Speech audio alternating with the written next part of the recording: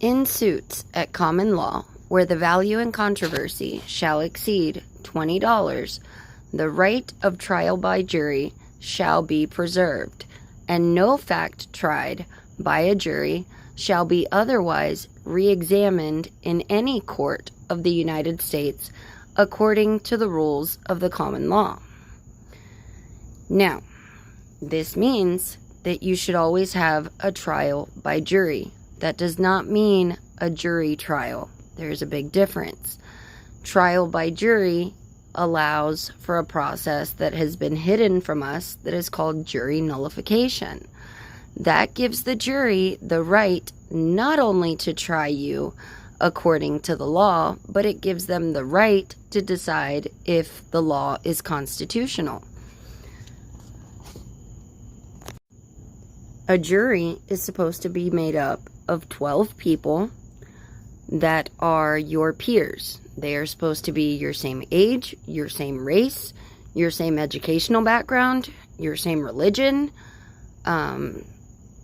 They're technically supposed to be people of your community so that they can judge you based on your character. They're supposed to know whether or not this is a common occurrence or whether or not this was like a small mistake.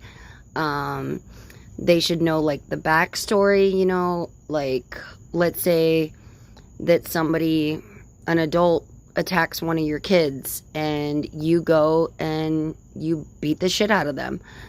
Back then, that was within our right to do because we were defending our property. We were defending our family. So it should be people that know you and that know what took place so that they can properly judge you. A bunch of strangers judging you, that's not a proper judgment. But it states in the New York Constitution, Article 1, Section 8, the jury shall have the right to determine the law and the fact. There is case law that states, as understood at common law and as used in constitutional provision, jury imports a body of 12 men. Then if you go into the jury nullification, this was said by John Jay, the first Chief Justice of the United States Supreme Court in 1789. The jury has an unalienable right to judge both the law as well as the fact in controversy. Samuel Chase, who's a U.S. Supreme Court Justice in 1796 and the signer of the Declaration, said that the jury has the right to determine both the law and the facts. Oliver Wendell Holmes, who was a U.S. Supreme Court Justice in 1902, said, the jury has the power to bring a verdict in the teeth of both the law and fact. So when they tell the jury that they only have to abide by the law that they have been provided, and even if the judge even gives any instruction to the jury, it's an automatic mistrial because the judge is just supposed to sit there to make sure that you and the prosecutor have both done what you're supposed to do. He's supposed to be unbiased, uninterested, and he is not supposed to give any type of instruction. What I would recommend that everybody do if you are ever going into court is the first thing you do is you file a Freedom of Information Act and you get the oath of office for the judge and you bring it in there and you tell them that you want it placed into the record, and then you're going to tell him that you're going to adjudicate his bond and you are going to hold him to it, which means that he has to uphold the Constitution of the United States of America and he has to hold up the Constitution of your state. There's a case, and I want to say it's Cooper v. Aaron, that basically says that the judge cannot violate his oath of office or he is committing acts of treason by warring against the Constitution. There's another case that is Hoke versus Henderson, says statutes which would deprive a citizen of the rights of person or property without a regular trial according to the course and usage of common law would not be the law of the land. I believe this next quote comes from American jurisprudence. but I'm not sure because I don't have it written down here. It says, no provision in the Constitution is to be designed to be without effect. Anything that is in conflict is null and void of law. Clearly, for a secondary law to come in conflict with the supreme law is illogical, for certainly the supreme law would prevail over all other laws, and certainly our forefathers had intended that the supreme law would be the basis of all law, and for any law to come into conflict would be null and void of law.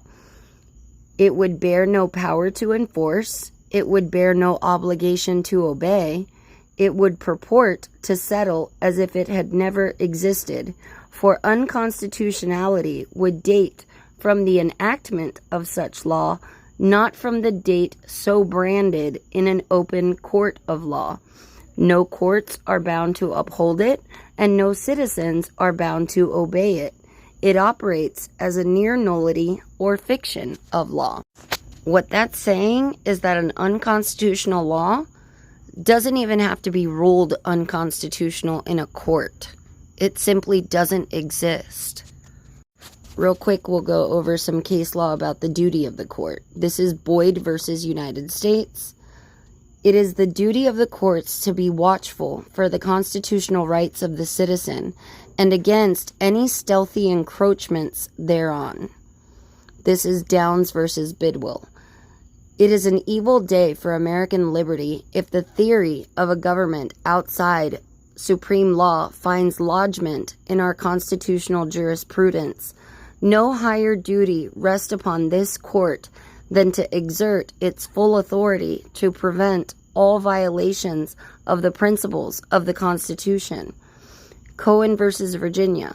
We, judges, have no more right to decline the exercise of jurisdiction which is given than to usurp that which is not given.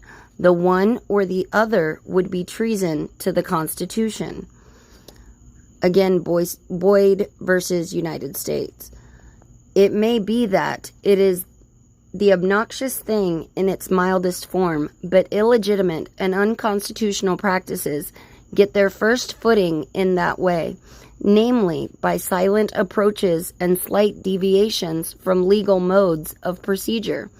This can only be obviated by adhering to the rule that the constitutional provisions for the security of persons and property should be liberally construed. A close and literal construction deprives them of half of their efficacy and leads to gradual depreciation of the right, as if it consisted more in sound than in substance. It is the duties of the court to be watchful for the constitutional rights of the citizens and against any stealthy encroachments thereon. So it is literally their duty to take the law and to apply it liberally to grant you more freedoms than to have it so strictly applied by each and every word. This stuff gets me heated, but we'll keep going on. I'm just trying to get through the amendments right now. So let's move on to number 8.